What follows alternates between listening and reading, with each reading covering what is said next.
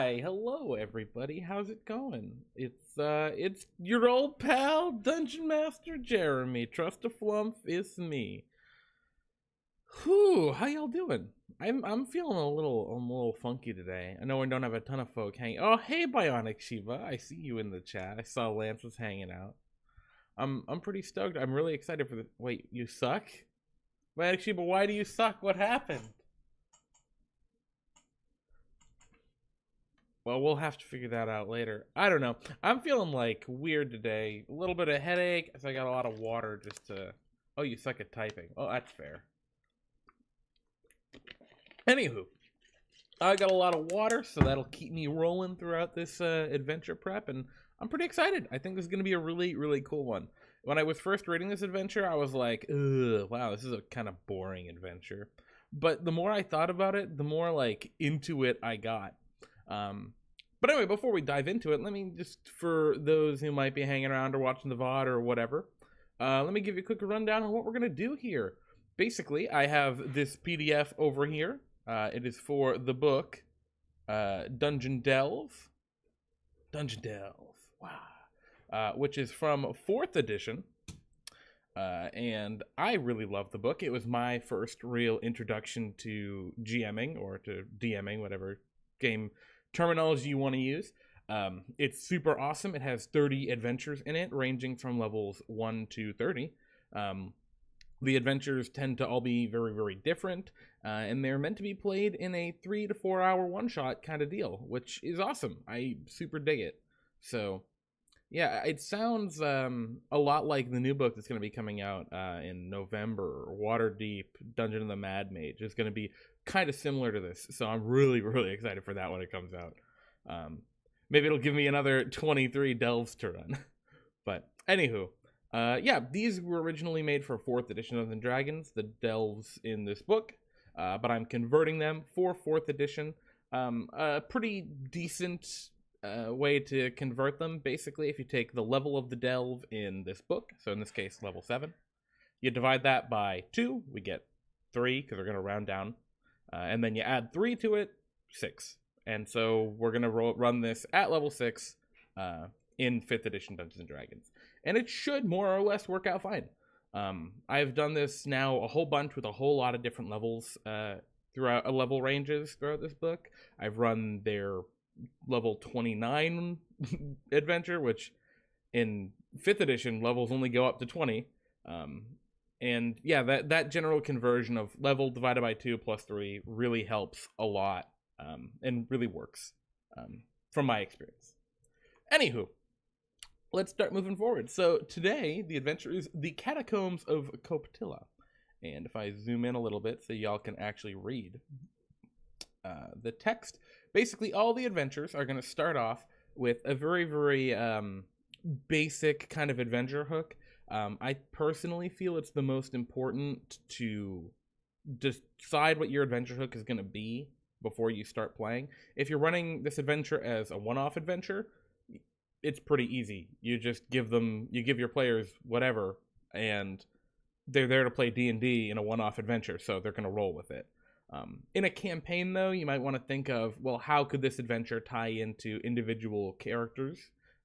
So, for example, if you have a cleric in your party, is there a way that this could tie into, like, the cleric's backstory? Or maybe the cleric's motives, right? If they're a very devoted character, maybe this is could tie into an evil god somehow. Or a wizard, maybe there is lost knowledge here that this wizard is in search of. You can figure out ways to tie it in. You all know your games better than mine. But one of the things I love about this is you can take these adventures and just drop them into existing campaigns, and they're great. So, let's look at this one. Let's read the description. Long ago, before the arrival of civilized humanoids, a large colony of ogres thrived in the local area, when a great invasion from another dimension threatened their colony. Their king, Koptila, prayed for his people to be spared. The gods heard these pleas, but commanded Koptila to sacrifice himself. The leader did so, and the clan disappeared, whisked away from the gods, and lost to time.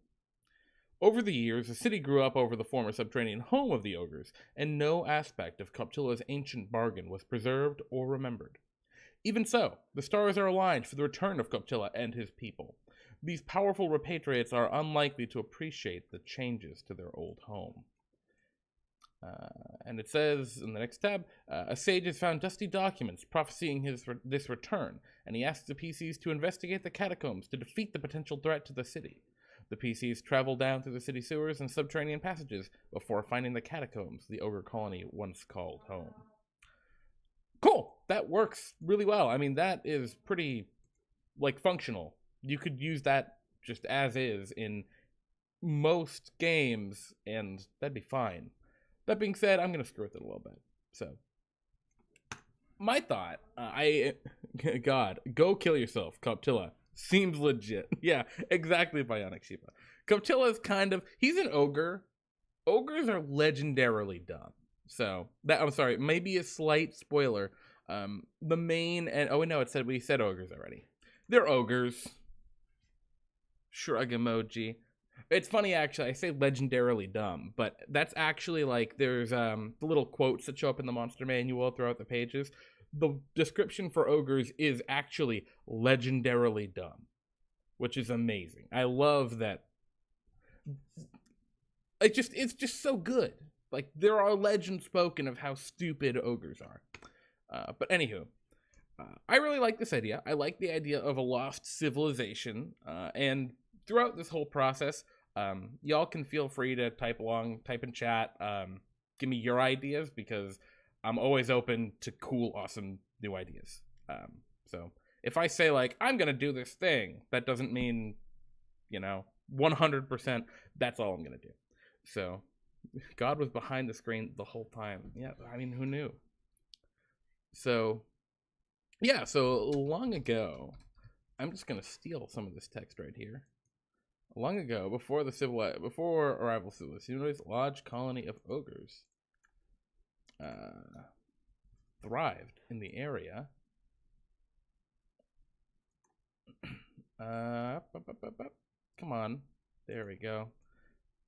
The king could celebrate for people. I'm just gonna steal this entire first paragraph. Oh my goodness, that didn't paste very well. I probably should have figured that would happen. And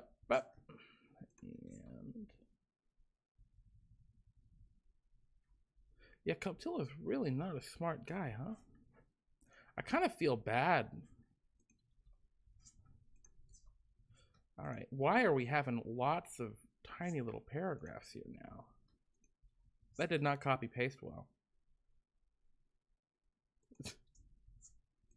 All right, cool. So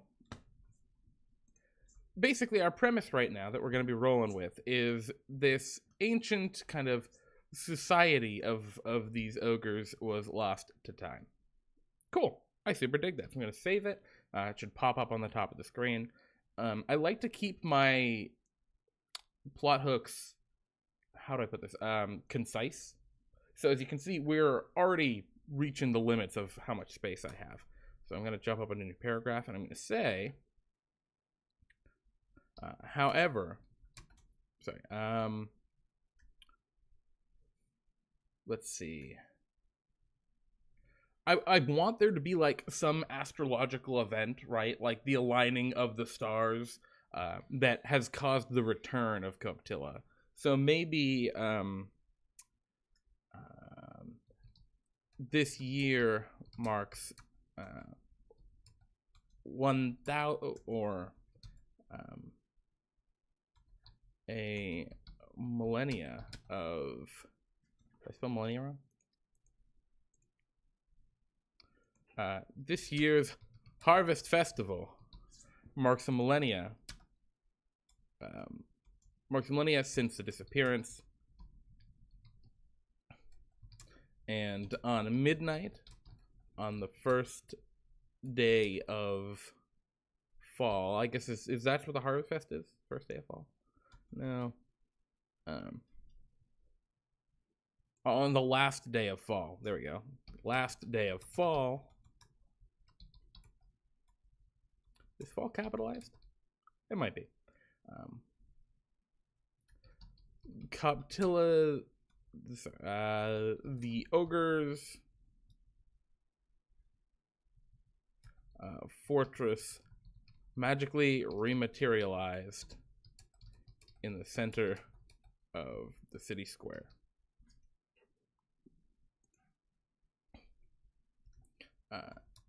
And our heroes must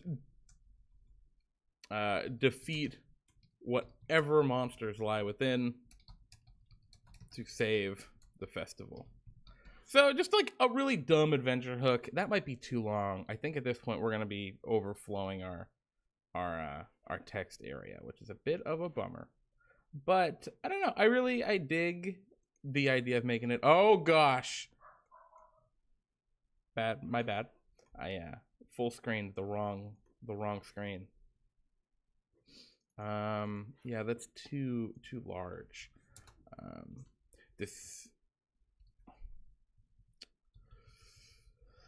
The Harvest Festival, I'll just say this year marks a millennia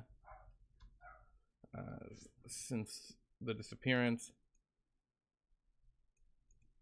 and on midnight on the last day of fall, the ogre's fortress rematerialized in the center of the city square, and our heroes must defeat whatever.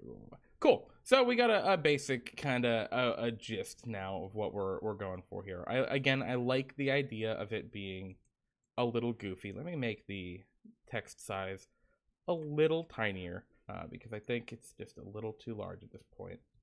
So make it fit. Oh well, I made the wrong one different. Wrong text source, guys. Why am I so bad? Why am I bad at being stream, guys? Why am I bad at being stream? But we're gonna call that acceptable. So we have our basic little gist. This magical fortress has just appeared in the center of town. I like this idea. If for no other reason that it can be used literally anywhere. Like if in any campaign for any reason, you can just kind of throw this in. And so it also leaves us with a lot to think of, right? A lot to think about. So what evil gods did this? That's our first question.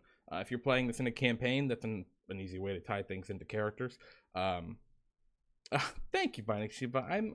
I appreciate it, but I have a lot to go before I'm great at being a streamer. But I'm trying, and I guess that's all that counts. It's a thought that counts, like that. Anyway, so yeah, Koptila. I like this. I think it's cool, and I think it's important to think of like where'd Koptila go, right? Where did Koptila and all of these ogres go in this 1,000 years they've been gone?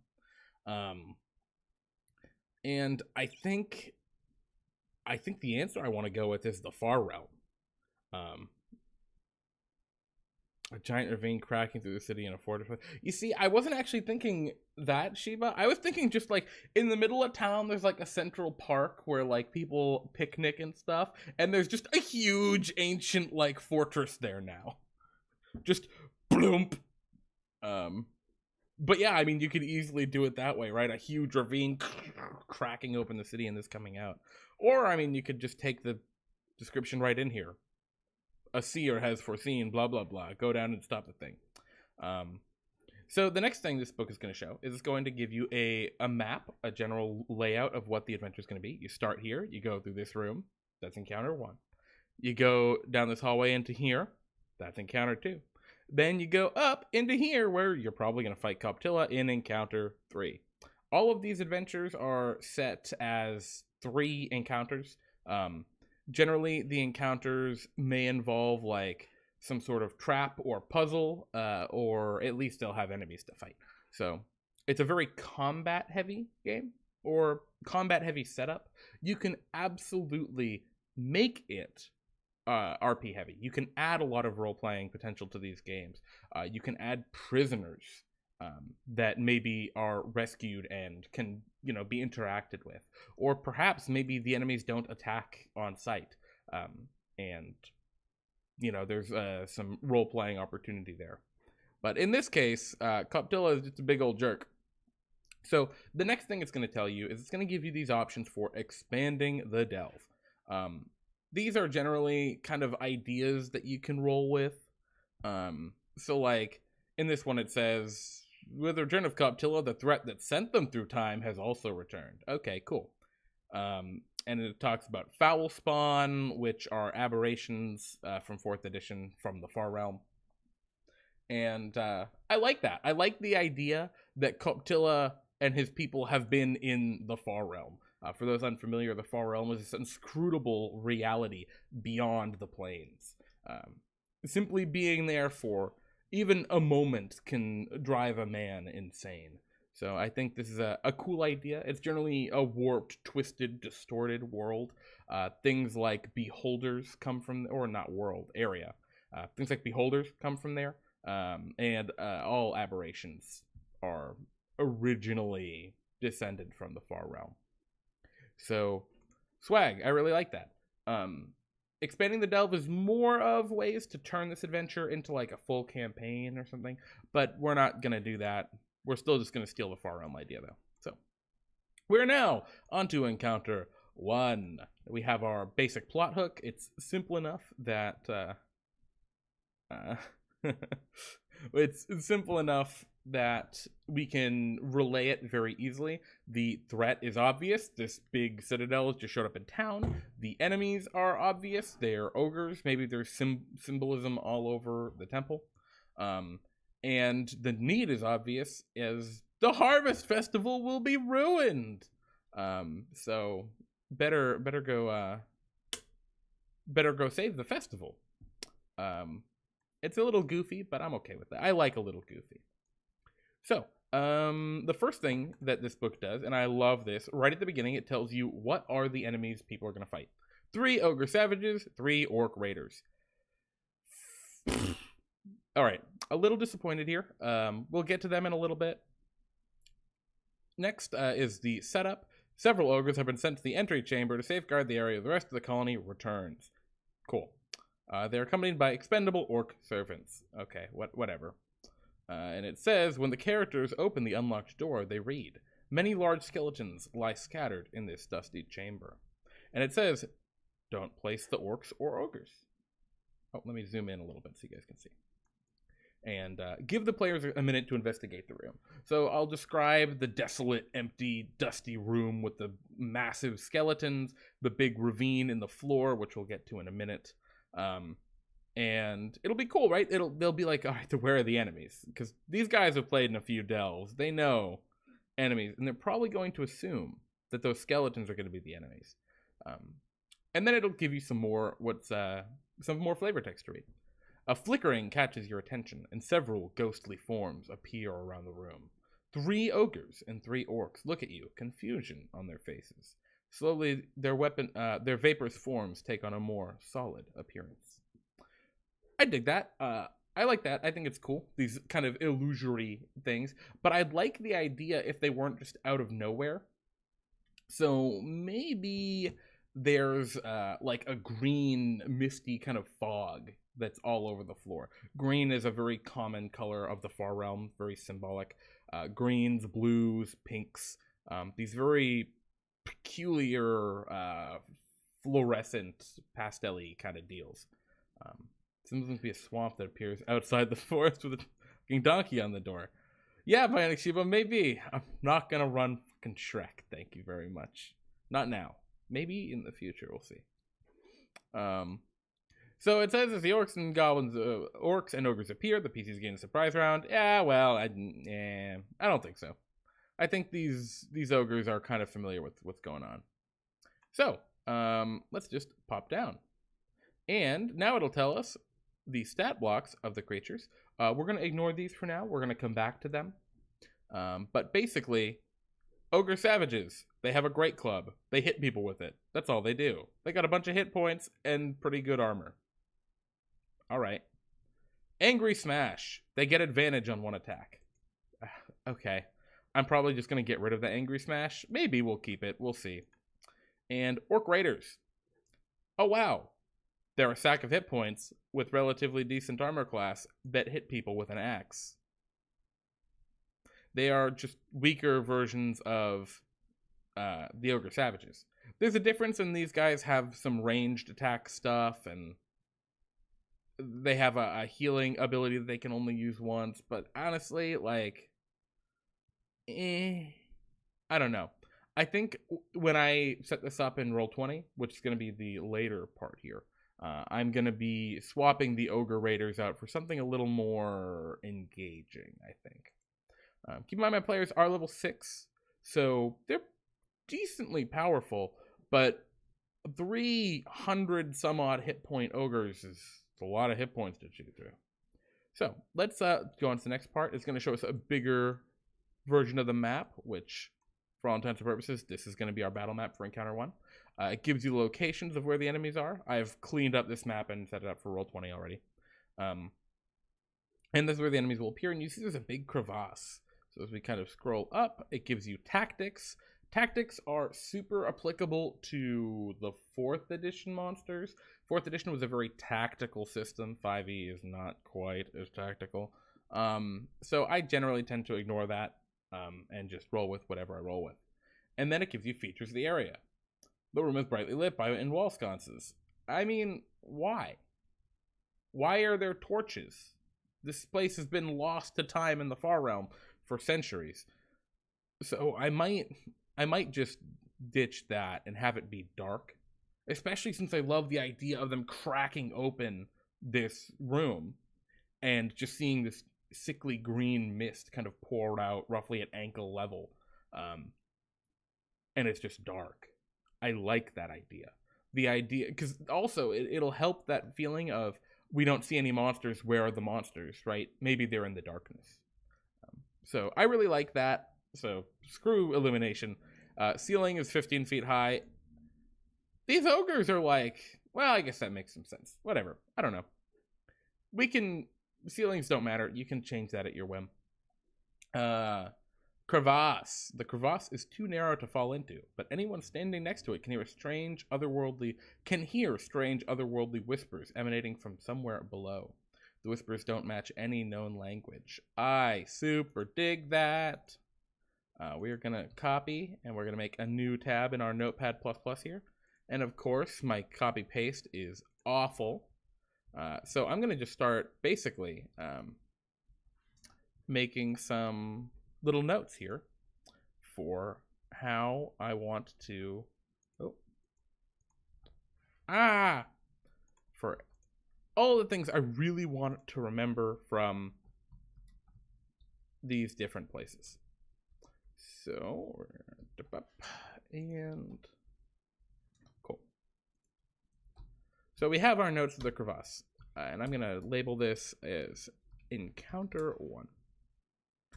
We got our crevasse, and one other thing I want to note about the crevasse, so I'm gonna just tab in a couple times.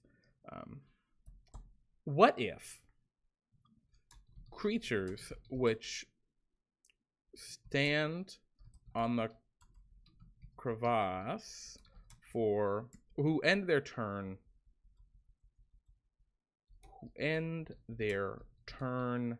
on the crevasse for 2 consecutive turns must succeed on a DC X Dex save or become grappled by it as the green mist coalesces and the crevasse opens like a large mouth. I love the idea of this far realm magic, like warping it and changing it. That just feels really thematic for me. And plus, I'm looking at this picture and I cannot see that crevasse is not a mouth. Like, I just can't look at it and be like, oh, that's just there. No, that's the mouth of this like weird blocky face. At least to me, that's what I see. Why not make it wisdom and have something dissonant whispers? We could do something like that too.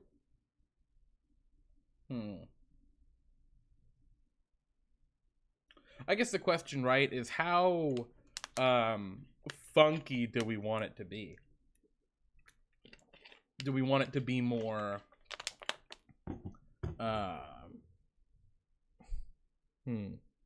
yeah, we could do Dissonant Whispers. Another cool idea, instead of Dissonant Whispers, because the thing about Dissonant Whispers, it makes people run away. I don't want them to run away. It's always lame to like run out of the encounter and have to spend your whole turn running back. Yeah, we could do something like you know, I'm gonna put that on there as like an alternative. Alternative. Gibbering Mouther effect. For those who aren't familiar with the Gibbering Mouther, it's amazing and it's the best, and players love it. Or Confusion Spell, and those do Wisdom saves. So maybe we'll do something like that. Or maybe it's a, oh boy, or actually this should say Restrained.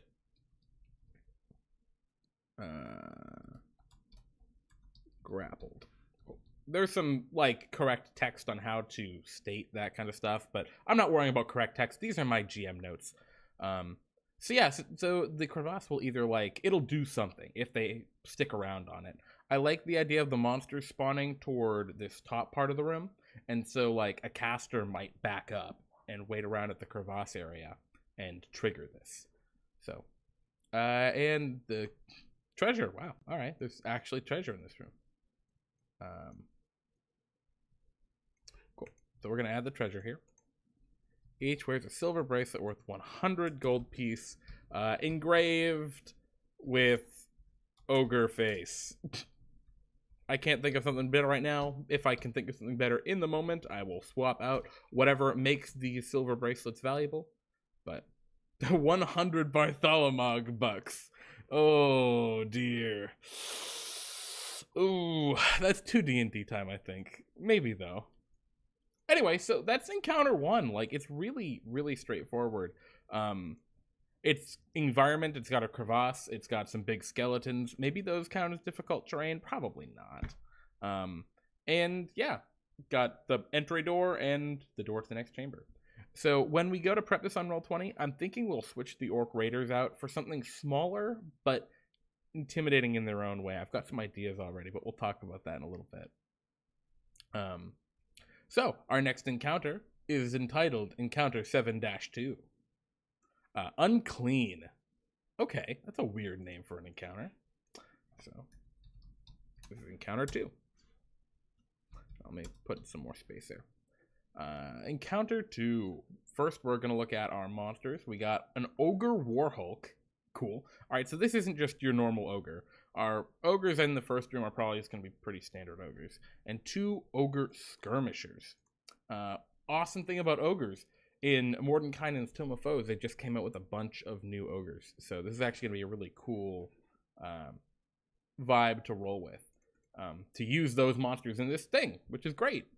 So setup. The chamber was created immediately before the ogres retreated, entreated the gods to save them. Okay. Now some of the ogres return, paying homage to the gods who granted their prayers. So I like the idea, right, that the ogres tried to beseech gods, but actually ended up beseeching some horrifying, like, star being from the far realm, which is terrifying, but I love that idea. So they're still praying to this horrifying evil. And then it gives you some more flavor text in this red italicized text. 3 ogres stand around a sun symbol carved into the floor, their heads bowed as if in prayer. Inscribed within the sun are images of large humanoids crushing smaller creatures with clubs. Okay, ogres. Across the room, a short flight of stairs leads between a pair of enormous fiery braziers that illuminate the area. Crude runes are scribed into steps. So if we're having this Far Realmsian star being this entity, sun symbol, awesome. So sun symbol engraved in the floor. Inside symbol is inscribed, or symbol, blah blah blah. Symbol inscribed with images of starry skies and large humanoids, ogres, crushing smaller creatures. Cool. So this is like not really giving a lot of information, but it's something that might trigger a player. It's enough information to get a player to say, oh, can I roll like an Arcana check? That seems like there may be some symbology here. I added the star symbols in there as they are representative of the far realm. And yeah, I spelled, well, we're going to just go skies like that. Man. Is that correct? That's skis. Wait. I don't know. I can't spell, guys. So anyway, I like this. I think that's cool. Nice little description to start the room. Big fiery braziers. Actually, well, anyone who understands the giants can comprehend what the runes read. Oh, the runes read something. Runes read. The unclean may not walk before the gods without purification. All right. So maybe the ogres are doing some funky ritual here. Tactics. We don't give a crap about tactics. And let's look at our ogre warhulk. Oh yeah, this is the big boy. Let's see. He's got a heavy flail. He just hits people hard and knocks them prone. And he has flail hurricane, which just does damage, knocks people prone in an area. He can do that one time. All right, well, that's a little less interesting than I was hoping. Still good, though. He's got so much health.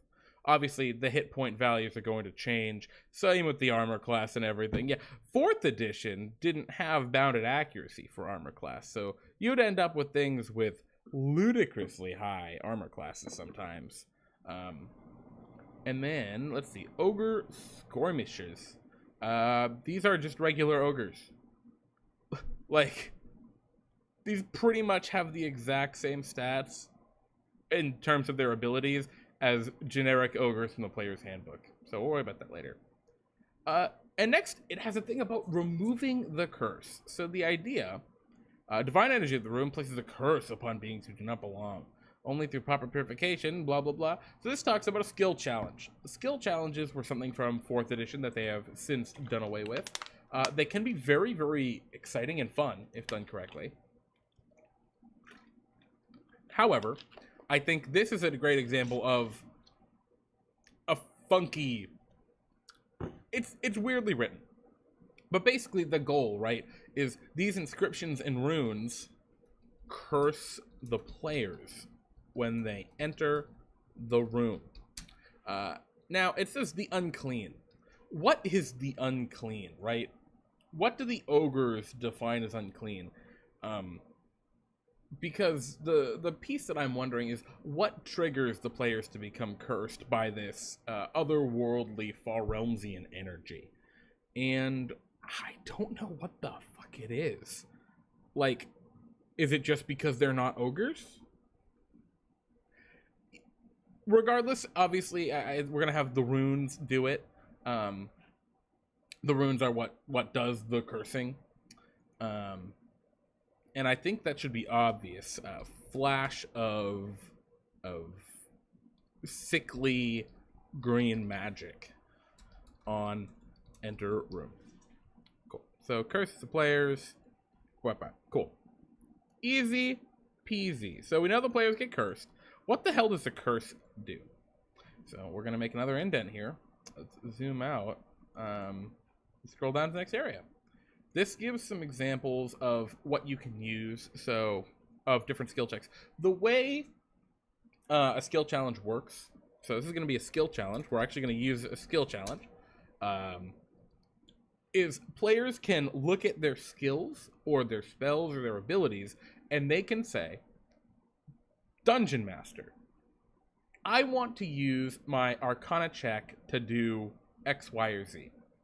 And generally speaking, the way a skill challenge works, and they might say history, they might say religion, they may say athletics, but generally speaking, the goal of a skill challenge is obvious. So the goal is stop the curse from coming to fruition. So the curse begins, curses the players. Any of the room must succeed skill challenge or become cursed. And we'll figure out what the curse does. Why not relate the unclean to the mist in the previous room? Oh, I love that. Yeah. Okay, I dig it. There we go, Bionic Sheba. Saving my ass.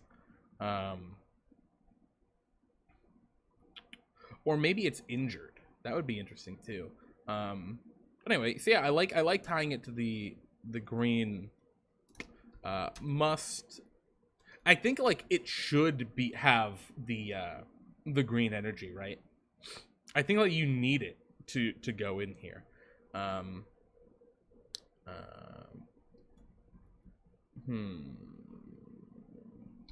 Must be swathed in green mist or be cursed. Cool. And I think the idea is, let me go back here because I didn't write green mist. Low on floor, slowly begins to coalesce around character or creatures, almost orbiting the characters. Almost orbiting the characters' feet. So I like that idea, right? Is if they don't, if players move more than half speed, dispersed. So yeah, I like that idea, right? They enter into the room, the mist begins to slowly kind of coalesce around them. They're like, oh, fuck no. They run around a little bit, it disappears, whatever. They think they've avoided it. And then they get into the next room, and because they didn't let it coalesce, they get cursed. Cool, so let's talk a little more about that curse.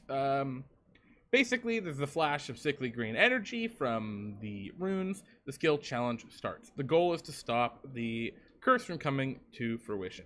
So it's really important to know the goal of your skill challenge, whether it be escaping a room or, in this case, stopping the curse. And it's probably going to be an easy skill challenge. So 3 successes before 3. I think I'm just going to say turns. Instead of failures, I'll say failures don't actually hurt them. Oh man, that means each turn during combat. Maybe 3 before 5 turns. That's a funky way to do it. Maybe I should have it be... No, I like turns. I like having that extra tension during combat. And I think that'll work really well with our skirmishers, our ogres throwing stuff, and our Warhulk trying to block their way. So this gives a whole bunch of ways of how you can actually make different skills applicable to it that, honestly, I'm probably not gonna roll with. I'm gonna just figure it out and wing it. If they can find a way to disrupt or stop the braziers, which I'm going to probably make green because that makes sense, or destroy the runes, I'll say that works. And then, so think of a couple skills that make sense. Arcana, decipher runes, and say magical power words to delay ritual. So I like that idea, right? Makes sense for Arcana. Obviously, like, damages the runes.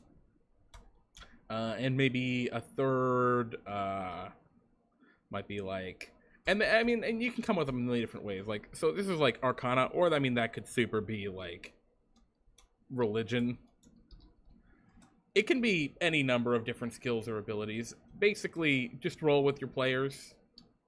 They'll come up with the cool ideas for you on how their abilities can do this. As long as they're aware that they have entered a skill challenge, be very clear about that they need to have 3 successes before some indeterminate amount of time. And that yeah, that they are beginning to be cursed. That is a very obvious circumstance. Have some sort of emanating from the ogres, like a dry ice sort of feel. That's not a bad idea, right? I like that. Dripping with almost like, almost ice, yeah, like dry ice. That's a really great description. Ogres in room. Bionic Shiba, you're doing all my work for me. Drip with green mist, which fans out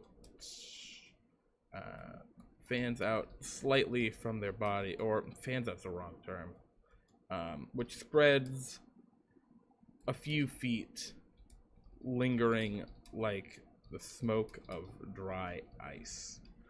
Beautiful. So that's our kind of hint. Cool. So this room's pretty straightforward. We gotta scroll back up, but come on. Is my thing being buggy? Yes, it's being buggy. Alright. Features of the area. We didn't talk about this. It's brightly illuminated by braziers. I'm okay with that. This is some sort of religious whatever. Braziers burns that fuel. I don't actually care about that. Braziers do fire damage. You step into them. Whatever. Ceilings, I don't care. Stairs. Where? What? Oh, I see. So if they go up these stairs, they're going to start to burn from the braziers. I like that. Oh. While under effects of curse, going upstairs, cause the PCs to take 5 ongoing fire damage at end of turn. Cool. I like that. And disadvantage on saving throws. Now, I don't think any of the monsters in this room are gonna have saving throws, but whatever. If one of the allies is like, I have to cast the fireball, and they're gonna bomb each other, you know, that's throwing loss. And then we have treasure. Why is there potions of healing at the bottom of the brazier? What the fuck, game? Okay, you know, I'm just gonna type treasure, more cult stuff on ogres. I don't really care that much. And let's move on to Encounter 3, because Encounter 2 I think we've run the gambit on for the most part. We're in good shape. The return of Koptila. Go, go, Koptila! Anyway, they were trying to dispose of the evil healing magic by burning it. That is dumb for ogres. That is ogre.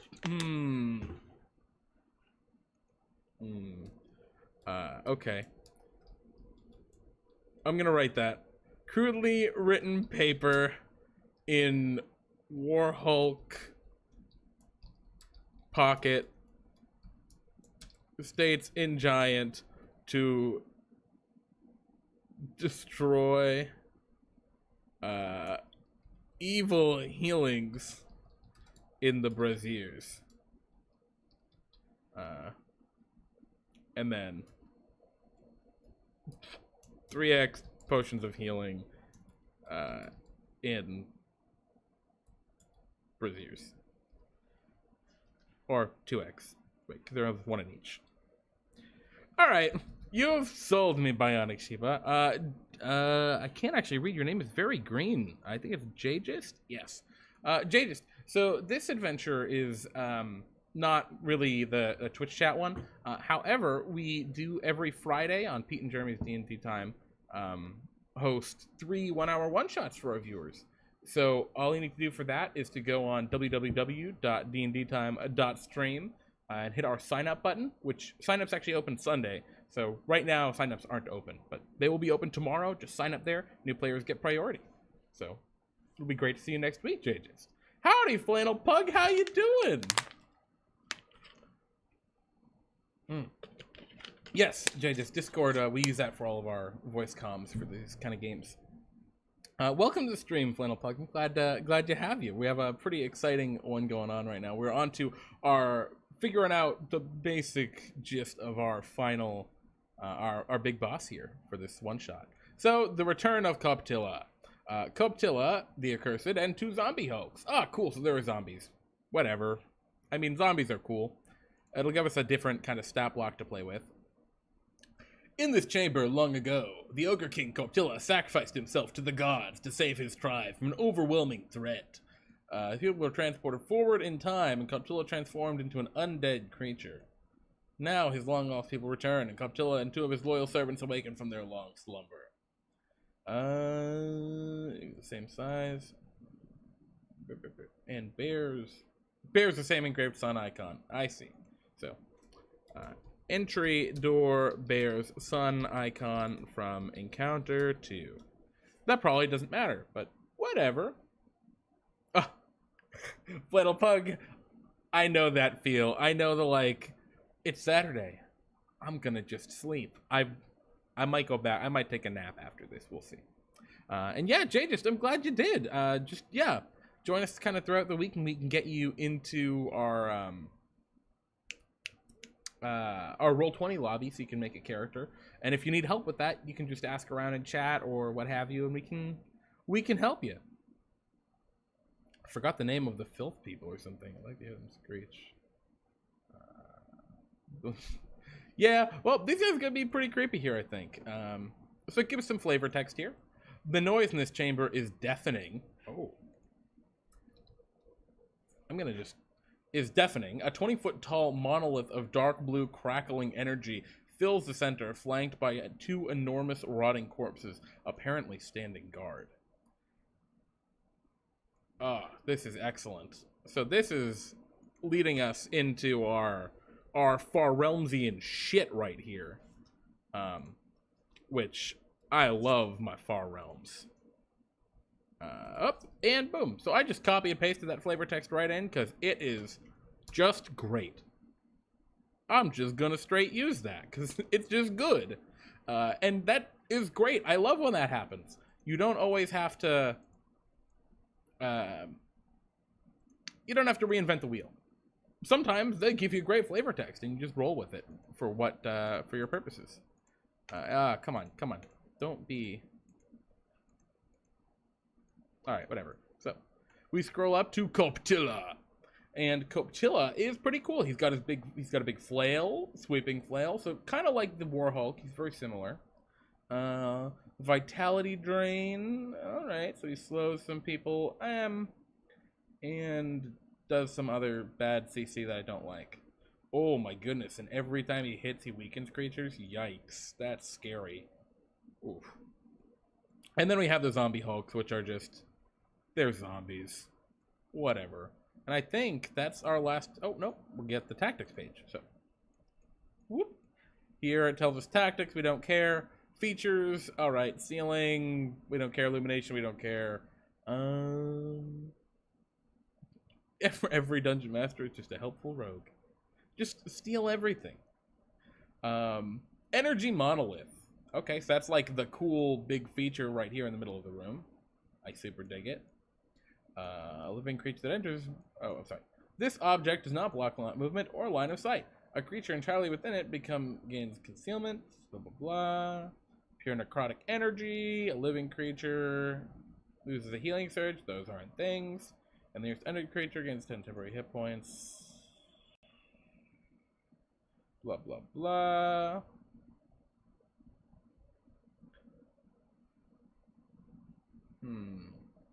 Okay, so the idea is this just brings the ogre back to life over and over unless they destroy it.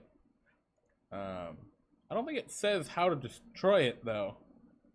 Nor do I particularly care. I like the idea of it requiring, like, priests and, like, time and, like, a ritual to get rid of this. Because this ritual transported a whole freaking citadel through time. So yeah, I think basically the energy monolith, I want to keep it kind of straightforward. One of the things about having a lot of different conditions and environments, especially in a one-shot setting, is you want them to be iconic enough that people recognize them. Like, they get what's going on. Like this energy monolith. Okay, if I stand in it, I lose health and the undead things all gain health. People get that. Very straightforward.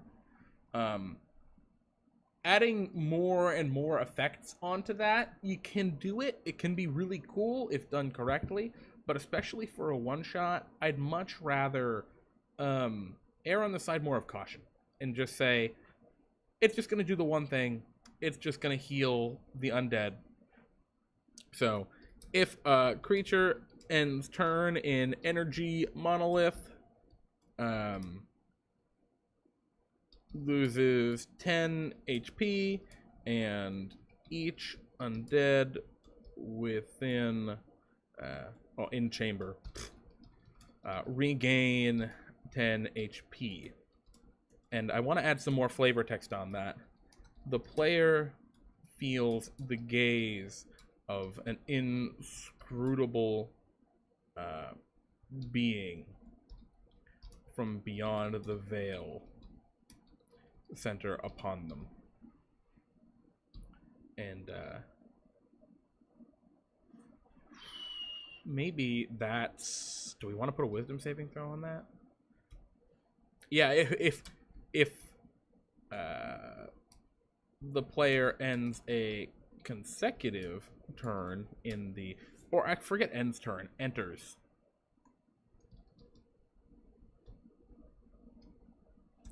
Oh, I type out a lot of stuff, guys. Enters energy monolith. If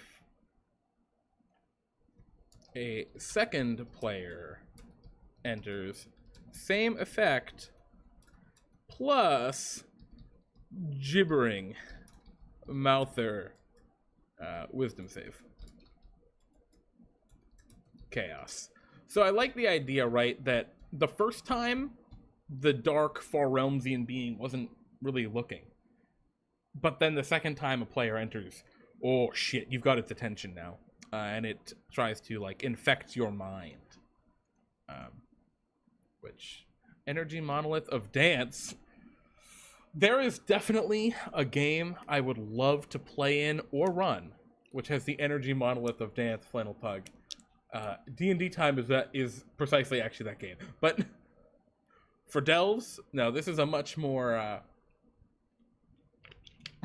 hostile game, I think.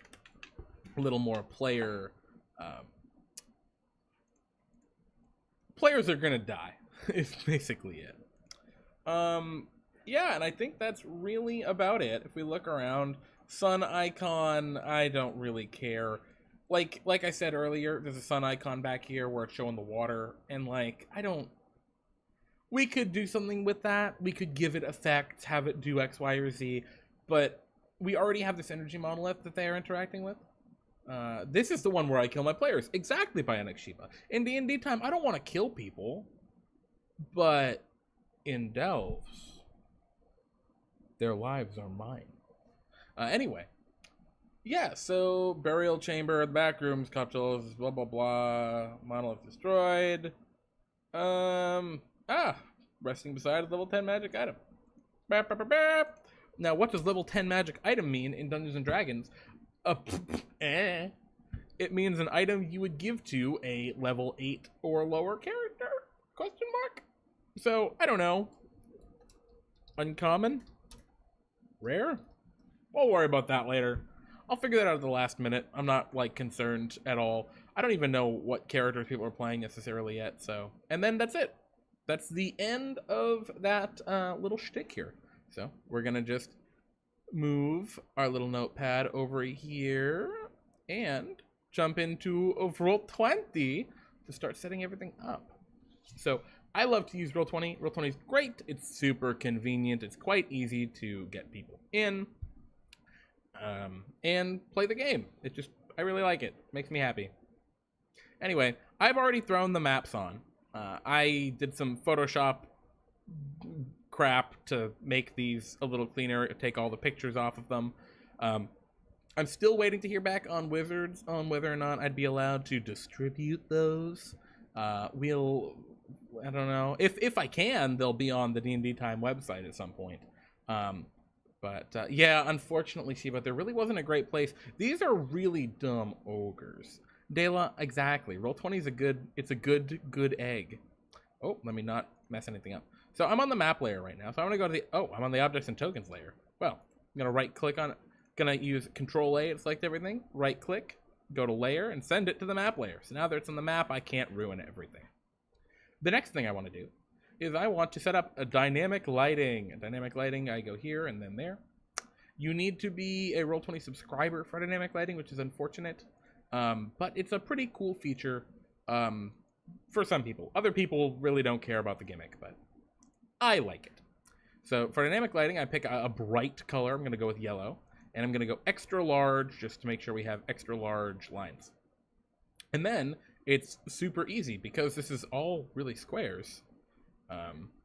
I'm going to start... Well, I'll start with the door right here. I'll start right down the beginning. To scroll in like this, I'm holding Alt and then moving around. And then using my scroll wheel on my mouse. So, gonna hold... well, actually, I'm just gonna click. Boop, boop, boop, boop. Oh, God, that's terrible. All right, so we're gonna delete that. I messed that line up. We're gonna use thin lines to make sure we can get really fine in on this door. And it really doesn't matter that it's imperfect. It really just doesn't. Where is my dynamic lighting spell? I don't know where the dynamic lighting spell is. So I drew all the lines, and then I right-click to end my picture, my little drawing. And do the same thing over here. Just clicking, and boom. Right-click to end the line. So the next thing we want to do is we want to draw a symbol. So actually, now that I've drawn those, we're going to make them extra large. Haha! Oh, God, that's hideous. We're going to go back to small. Small is good. Small is a compromise.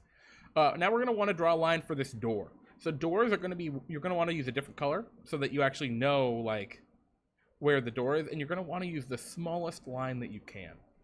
So in this case, I'm going to, oh, and there we go. Oh, that's an awful looking line. Oh, well. So it's a little off center. But now, if a character is on this side, their lighting will not go through that door. They'll see the door because the door is on their side, but yeah. You make the room look slightly better and mysterious. Yeah, exactly. 9th level spell. The chamber you're currently residing in is more mysterious than it was previously. Cool. So now we're going to draw dynamic lighting around the rest of the map. The rest of the map is super easy. We're going back to extra large. And basically for this, I'm holding shift as I continue to click.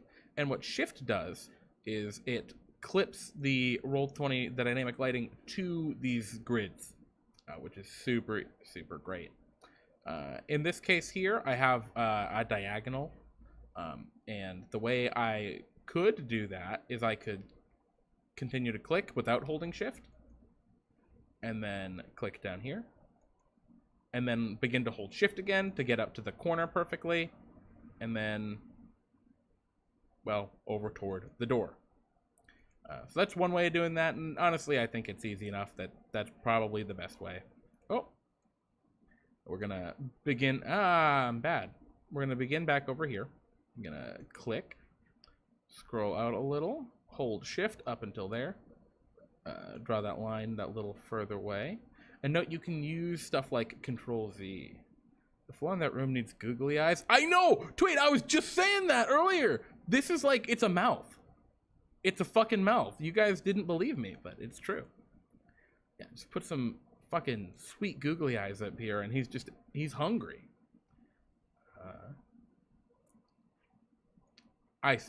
Anyway, thank you for validating my opinion on that. We're going to go down to the small dynamic lighting, and we're going to just draw it in here, right around the edges. Super simple. And again, the reason we do this is just so that it looks pretty. Really, there's not another reason.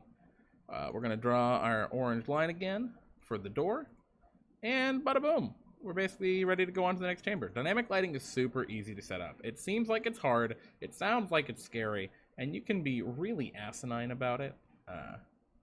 But yeah, it really is a mouth. Like, he's hungry. I can't not have it be a mouth. Anyway, so we're going to go back here. We're going to have our dynamic lighting start. Oh, we're on small. Now we're on extra large again. Boop, boop. And then, all these diagonal lines. Wizards, why are you doing this? Hate me is what the reason. We're going to hold shift again to clip back to our edge. And we haven't really looked at any of the other pages. I like to set up the dynamic lighting first just to kind of get it out of the way. Oh, what's this room? Wait a minute, guys. This room wasn't in the book. Why could that be? And the answer is, I want to do something a little fun. I have ginned up this kind of crappy looking, funky little room because I want to do some funky stuff with it. And I'm just going to keep drawing my lines. I think if we're really going for this Far Realmsian, really weird room and kind of setup, then I think we can play with this a little bit. We can add some more stuff that we may not normally add. So my thought was add a small puzzle room. Yeah, feed him adventurers. He's hungry for apples. Or I'm sorry, adventurers. And I'm going to go back and make these doors correct in a little bit. I'm just drawing the full outline right now. Another benefit the dynamic lighting lines provide is you can prevent characters from exiting the boundaries of dynamic lighting. So because I basically made this as one huge dynamic lighting monster, the players will never accidentally clip outside of the map. And we have this great little outline. Ah, jeez. Great little outline everywhere. So we're going to zoom back in. And what are we going to do now? Right, let's fix those doors. So that door is already good. Scroll down to here. We got this big door. We're going to go back to small, and it's okay to have your lines overlap. So it can be a little hard, like right here, to tell where. Oh, that was actually a terrible line. Don't do what I just did. You want to have all of your cuts on the outside. So here, there we go. It's okay to have these overlap, the big yellow line. It just means it'll be extra sure that light doesn't go through there, basically. And then we got an orange line, and the orange line is gonna do funky stuff. We're gonna stick it in. And last but not least, I think this is our last real door. And we don't have anything like pillars or whatnot to worry about here, so this is actually going to be a super easy dynamic lighting. Hooray! So we've stuck all that on. Oh, I should go back in yellow and clip the edges of this dumb door.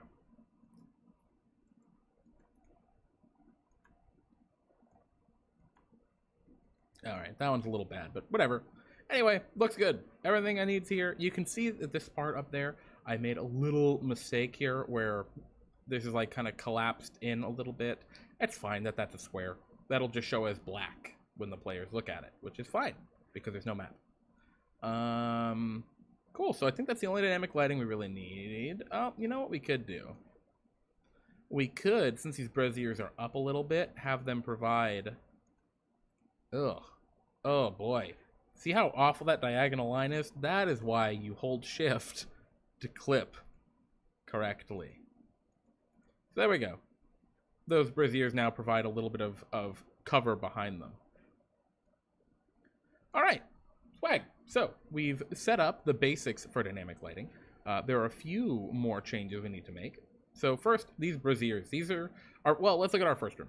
First room we decided is dark. There's nothing going on there. So, cool. We don't have to worry about it anymore. This room, the braziers need to give off light. So, oh, that's not a page I wanted to go to yet. Let's just search light.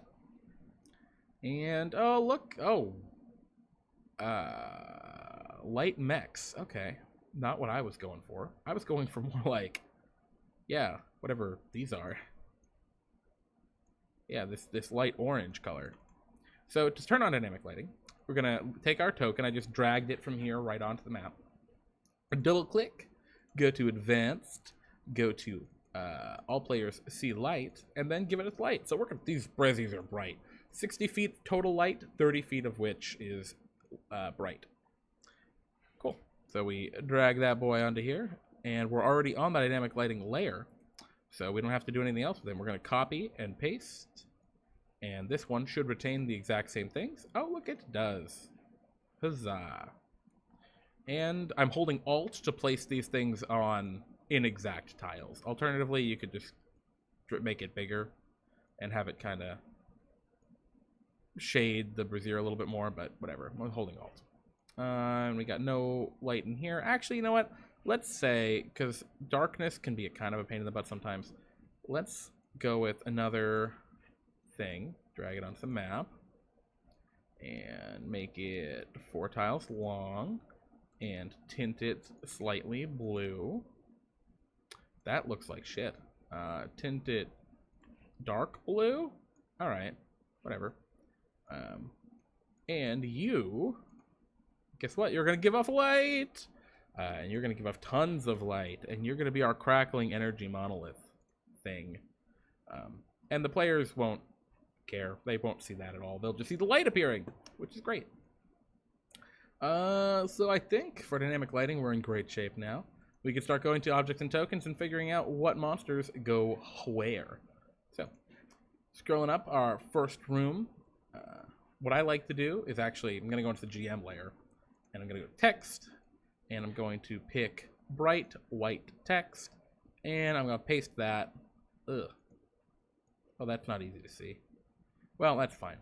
We're going to make that a little bigger so I can read it. And because it's on the GM layer, the players will never see it. It will just be visible to me. The crevasse. Oh, you know, maybe I'll put it down here. Yeah, I like it down there more. Crevasse, gonna work the same deal. I'm definitely gonna go with the mouth here because we use the mouther later on. Whoopsies. Okay. So, great. I accidentally posted another one of those guys. Pasted. Cool. So we have our GM notes on here, and I'll probably clean these guys up later. I'm not like too worried. So that's everything we really need. I'll worry about the ogre face in no time. The ogre treasure. If the players even ask about it, right?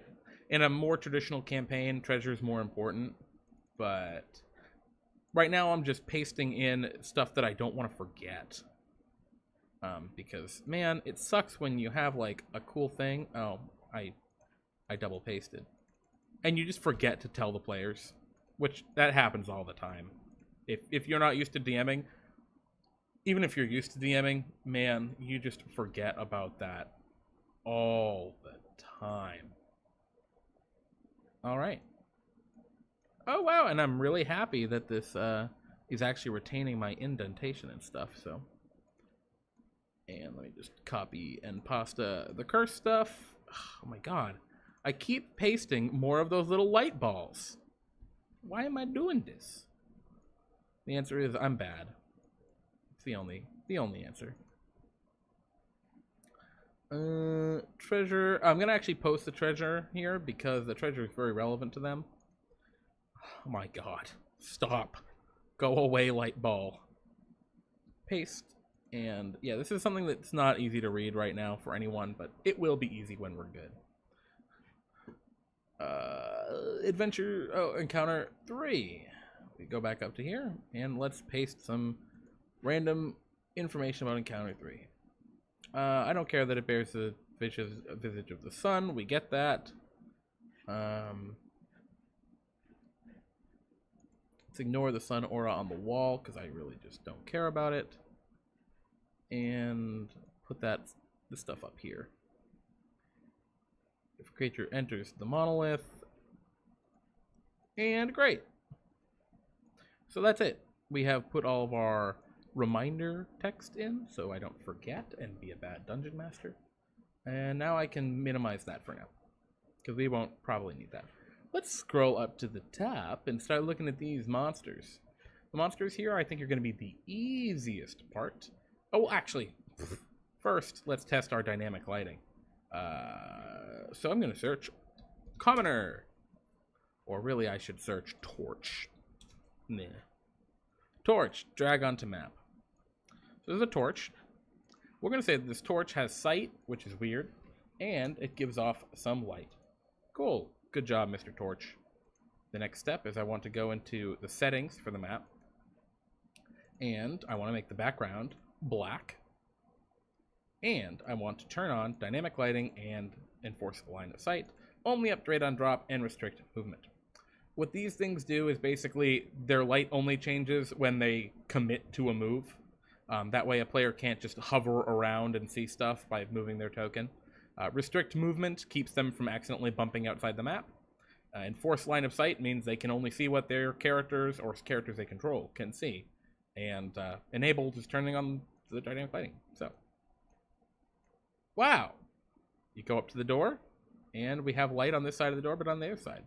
I drag it over here, and we can see that there is some interesting lighting. You can see this little aura around the torch where it's giving off its bright light and dim light further on. And if I hit Control L, you can see what the torch sees. So now we're looking at torch view. So if this were a player, this is what a player would see in this chamber.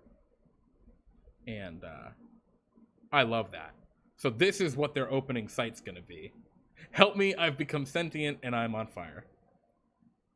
What happened to the good old pressure plate trap? We're just not on the pressure plate dungeons right now, Psychopath. It'll happen. We'll come back.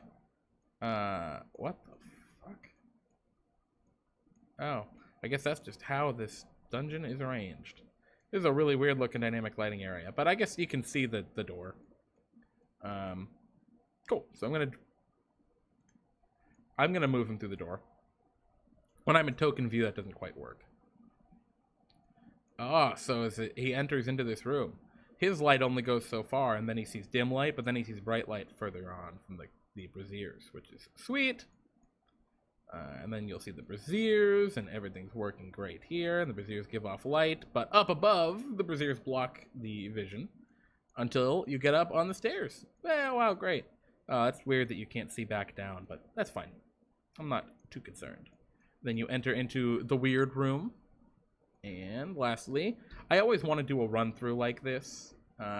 Hey, Blunder! Not much. I'm just checking to make sure dynamic lighting is working correctly here.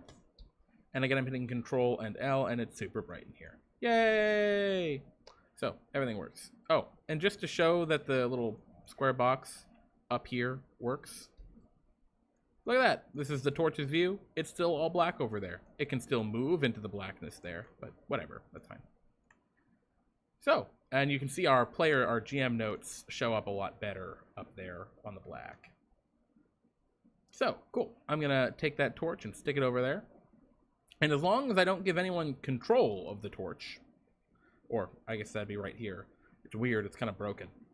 Then no one's going to see this torch's light until I put the torch's light, until I give them the torch, basically. So, super convenient. Just going to throw that out there in case they ever decide, I light a torch. We have a torch now. We are on the objects and token layer now. Finally, at long last. I've said this like 3 times already, but now we can actually talk about monsters. So, our first room, we got 3 ogre savages. Oh, found me some bottles. Holy shit, Plunder, that's a lot of bottles. That is a fair number. Well, I guess if society ever breaks down, Plunder, you're set. You've got the goods to make life good.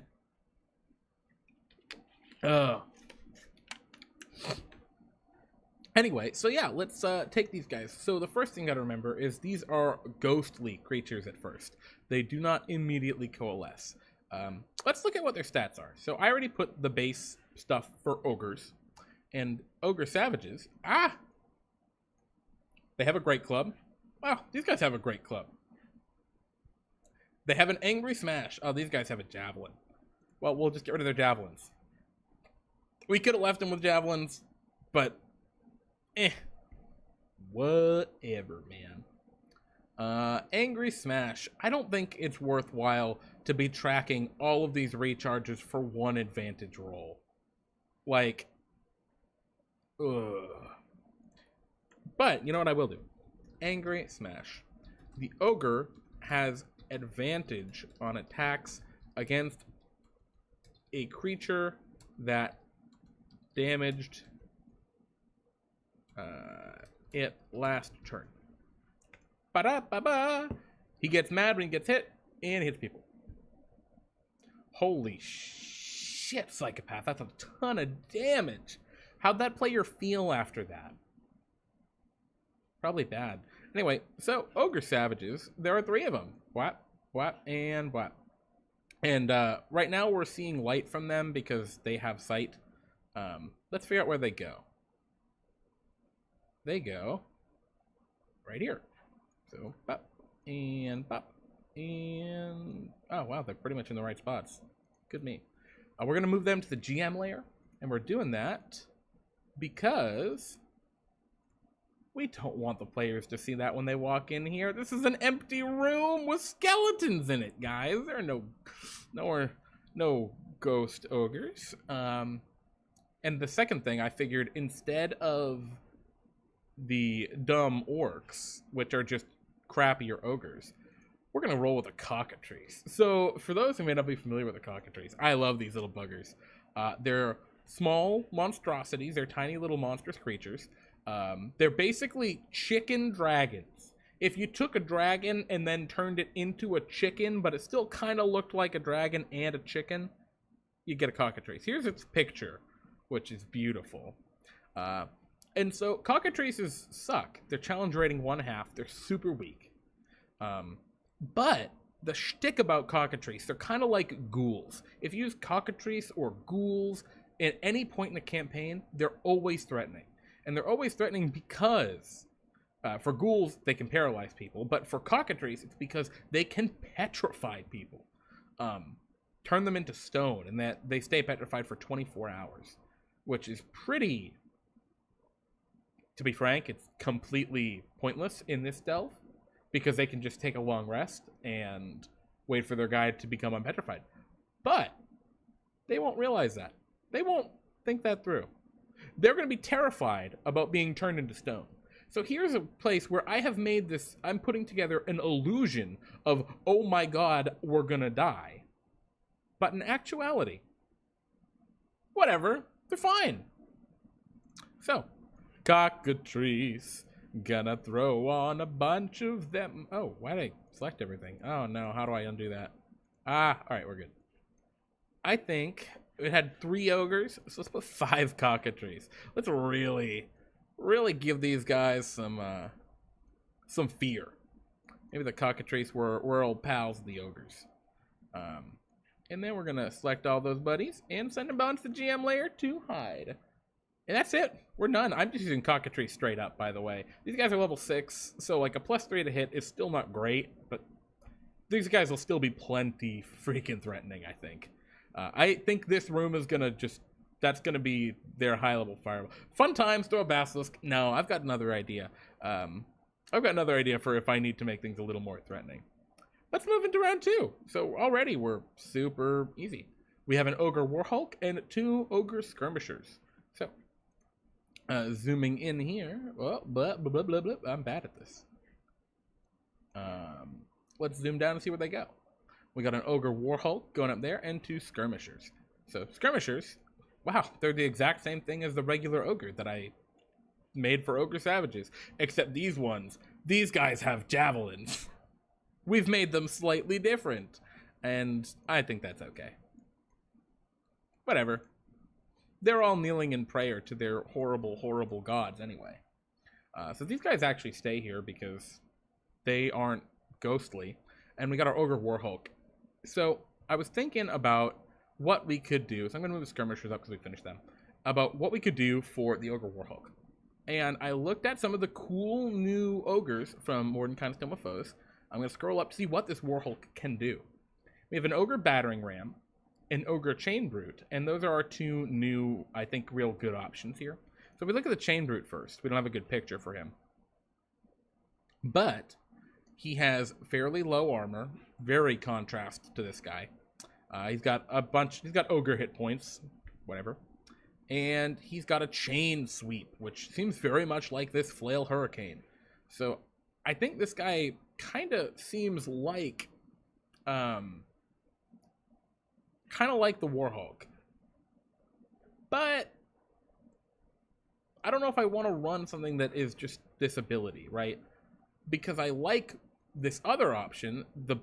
First, he's got a cool icon. Secondly, the Ogre Battering Ram is a lot more interesting.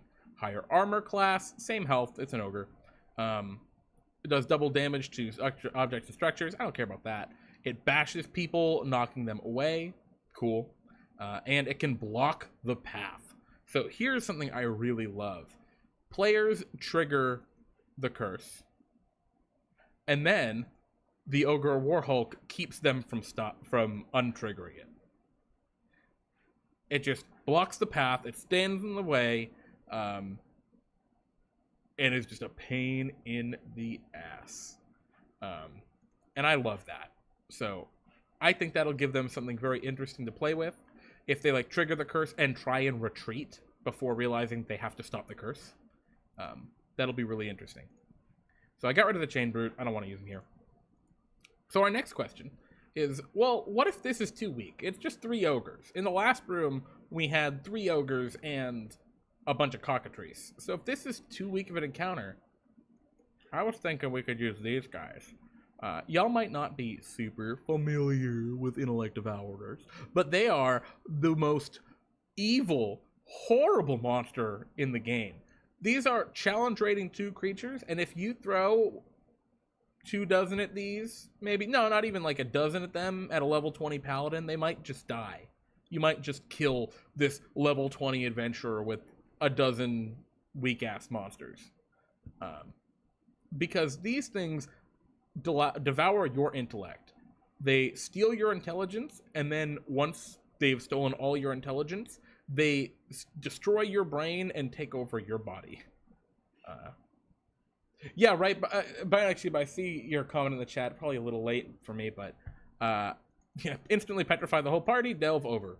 I don't think that'll happen. If it does, oopsies. But yeah, we'll figure it out.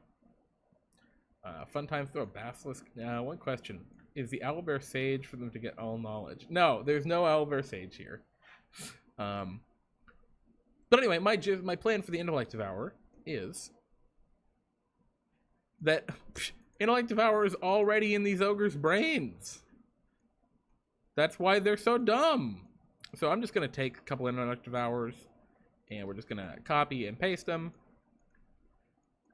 And I think the way I'd roll with this is if they kill the ogre and the fight is going way too easy, the ogre's head explodes and there's an Intellect Devourer, and then they freak out. Also, this really, I think, fits that Far Realmsian kind of horror that we're going for.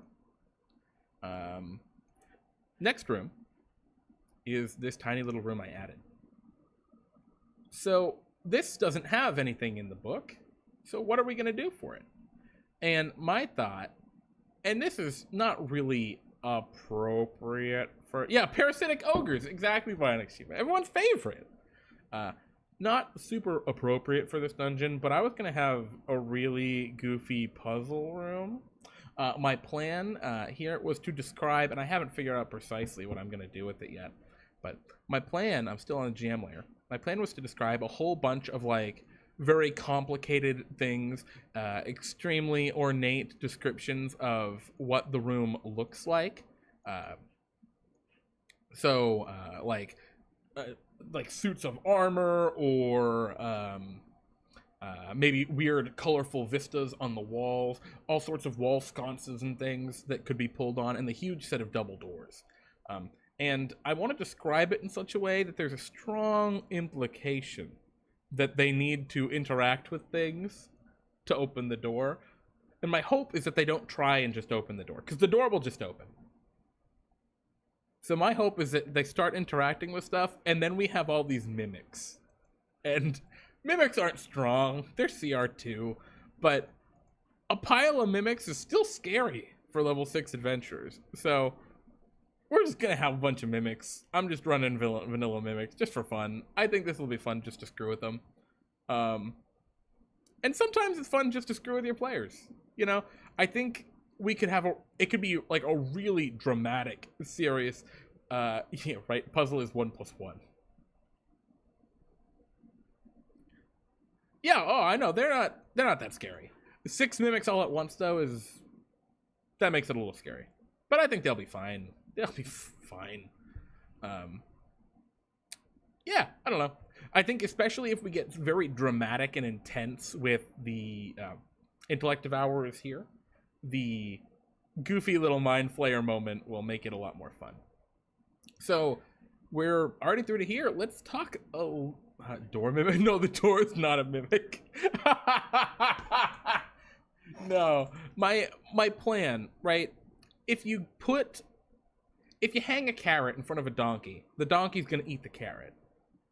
If you put stuff that players can touch in front of players, players will touch them. That's just a rule. If you put a big chest that looks like a heavy old chest covered in dust in front of the players, they will go and touch it immediately.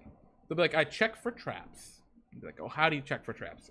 Well, I'll use my thieves tools to like look around. Yeah, I don't see any traps.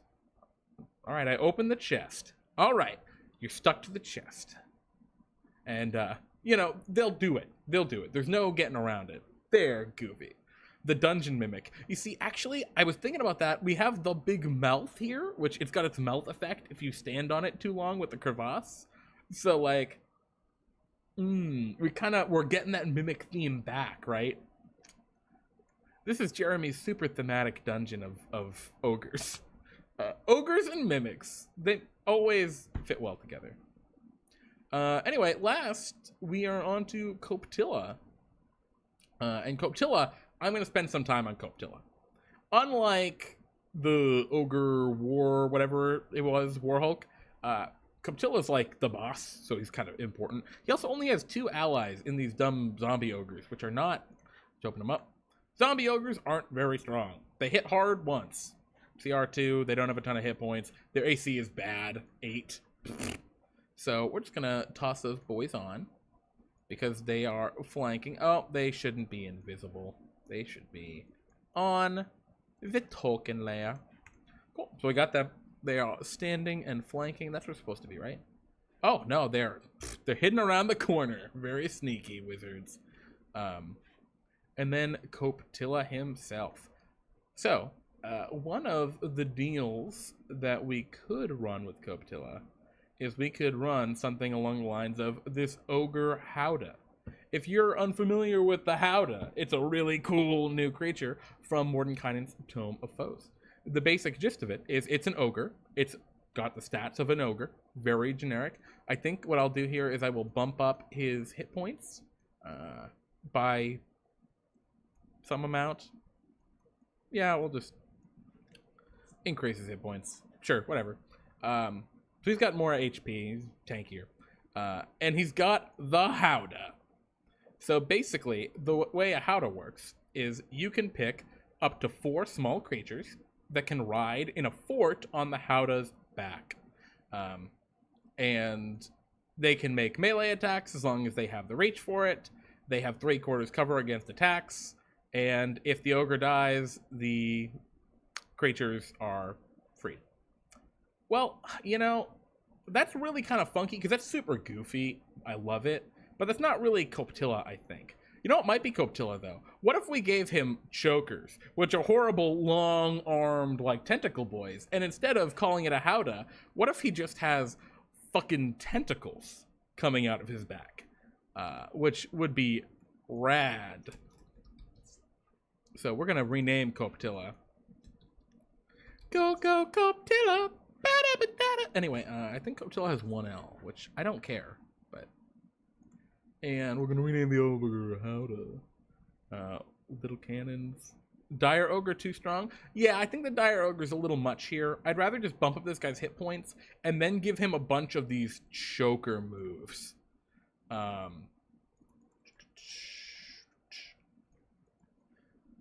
So we're going to give him aberrant quickness. Oops. And what we're going to say is once per day when first bloodied.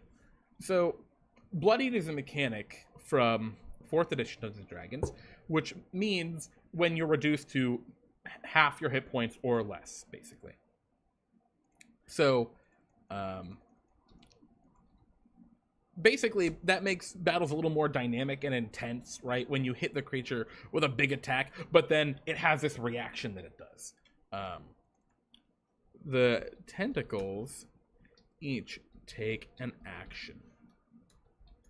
Boop. So, we've added aberrant quickness. Whatever. I don't think there's a glyph of warding. Again, these are ogres. Their intelligence is 5. Their leader's intelligence is 5. These things are not intelligent. So let's add his tentacles. So basically, Koptila is this huge warped monstrosity with 4 tentacles that come out of his back. And we are going to say that... So that's the real threat here. 10 feet, plus 5 to hit. I'm basically treating this like an Ogre Howdah with 4 chokers on its back. I'm just going to do it the same way. Because, why not? Right? Why do they do 1d6 piercing? Oh, wow, they do both. Holy shit. These guys are going to be scary. And the target is large is a large or smaller creature. It is grappled. The target is restrained. The tentacle can't use tentacle attack on another target. The choker... Oh. They didn't have 2 tentacles. Oh.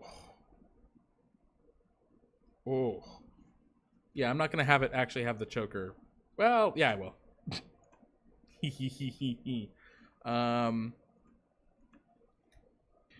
Tentacular vulnerability. So as you can see, I'm not giving these abilities really great names. Tentacular vulnerability is not a great name. But basically, tentacles can be attacked and have an AC of, looks like the AC of the choker, 16. Holy fuck. Of 21. But we're going to just say, and 1 hit point. Area of effect attacks do not damage the tentacles directly. Do not damage the tentacles because they're part of him. But if you want to hit them, yeah, you can cut them up.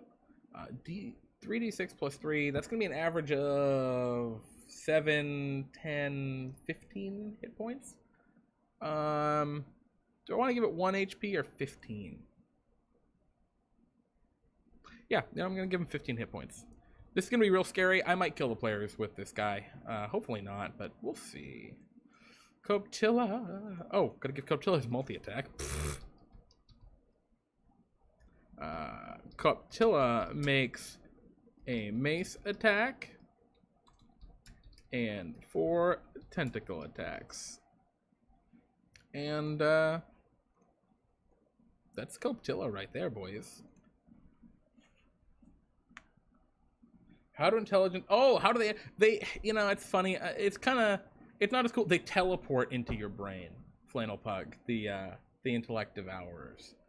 But that's only once your brain has been reduced to 0 intelligence. So you're basically just already dead. It's savage. I think it's going to be a pretty brutal dungeon.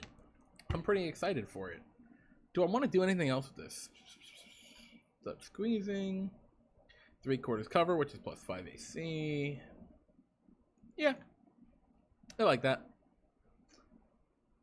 I think we're good. I'm pleased with this. This is a ton of damage. Ooh. 8 damage times 4. 32 plus his 11. Man.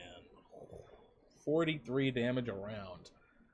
Damn, this guy might be too powerful. Maybe we get rid of the piercing damage.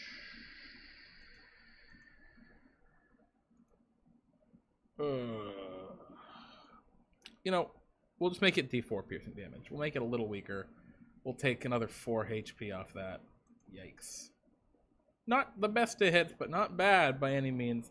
There's a chance that I may need to, like, mid-dungeon remove that piercing damage if my encounters with the other ogres prove to be too threatening. Can there be an immovable rod that they worship? I was thinking more like a tentacle rod. I mean, these guys are corrupted by... Oh, I should throw Koptila on the map. What? And I don't care about the choker anymore because we have the choker on Koptila. And Koptila's around the corner, being Koptila. So, all hail the floating stick. I don't know, man. This is like... Besides the silly mimic room, this has been a very dramatic... Like, this is a brutal, intense dungeon. A lot of beefy ogres. The petrification, the intellect devourers. This is not a cakewalk. But I like the idea of all hail the floating stick. Sticky Von Stickton. Oh, Jesus Christ. I'll think about it. I'll give you that. Because they worship this big blue energy monolith. But we'll think about the magic stick. Maybe.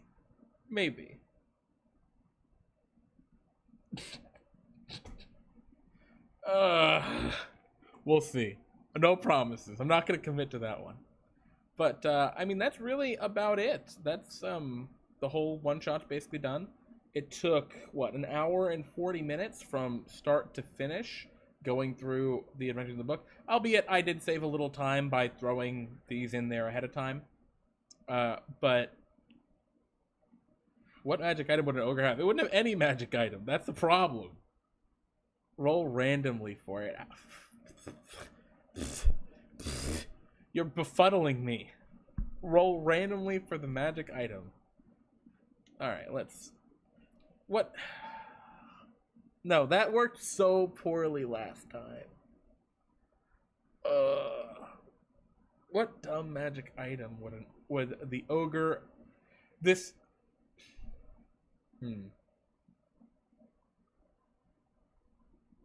He was the king.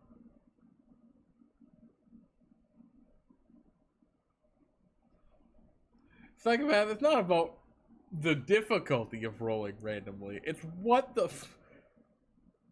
I'm open to suggestions, if people have suggestions, but I'm not sure the immovable rod... You know what? Fuck, fine. They worship an immovable rod. I concede to move these notes up and add a new...